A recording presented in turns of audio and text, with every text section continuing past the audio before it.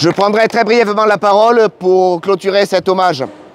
Jeanne d'Arc disait « Les hommes d'armes combattront et Dieu donnera la victoire ». Et c'est pour cela que dans ce combat électoral, ce combat qui est destiné à faire en sorte que notre voix, notre petite voix qui exprime la vérité,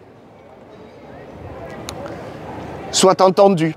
Entendue par tous, entendue par tous nos concitoyens, entendue par tous ceux qui veulent encore croire que la France n'est pas terminée, que la France existe.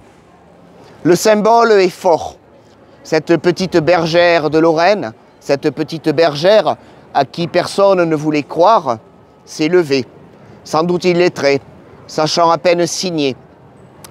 Elle a su convaincre, l'un après l'autre, les maîtres du temps, pour l'amener à la cour de ce pauvre roi que l'on appelait le roi de Bourges et qui n'avait hélas plus de souveraineté que sur une minime partie du territoire. Comment ne pas faire le parallèle avec la situation que nous connaissons aujourd'hui?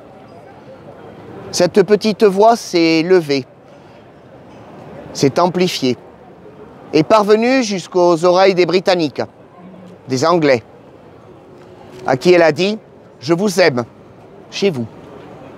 Je vous aime autant que j'aime les miens, chez vous. Et si vous ne partez pas chez vous, je vous y contraindrai par la force. » Cela les a fait sourire un instant, avant de les terrifier. Et ils sont partis.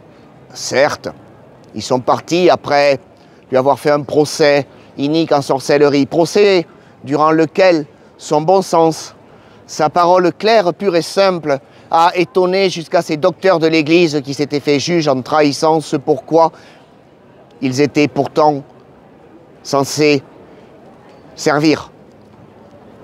Jeanne d'Arc, ce modèle. Jeanne d'Arc, cette fille de la France éternelle. Cette fille de la France, fille aînée elle-même de l'Église. Jeanne d'Arc, que nous prions parce que nous savons que des Jeanne d'Arc, il peut y en avoir d'autres. Nous sommes aujourd'hui cette petite voix. Nous sommes aujourd'hui cette petite minorité inaccessible au découragement, comme le disait José Antonio Primo de Rivera. Je reprendrai la devise d'une école, d'une autre période troublée qui disait « Nous sommes seuls, très peu, infiniment peu. Nous sommes contre presque tous, mais nous sommes au service de tous. Certes, le sacrifice est difficile, le devoir est ardu, mais la récompense, c'est notre futur, notre patrie. La récompense, c'est ce que nous servons, ce que nous aimons.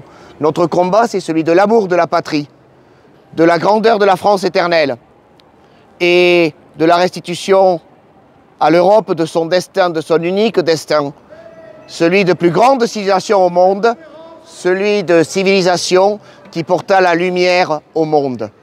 L'Europe, c'est le monde. La France, c'est la première en Europe.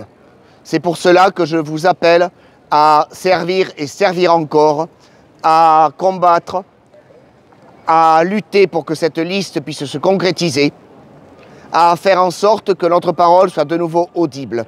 Nous ne sommes pas les derniers d'hier, nous sommes les premiers de demain. La France a besoin de nous. Celui qui n'entend pas crier sa mère en détresse ne mérite plus grand-chose. La France crie, nous appelle, à nous de nous lever. Retroussez-vous les manches et Dieu donnera la victoire. Merci.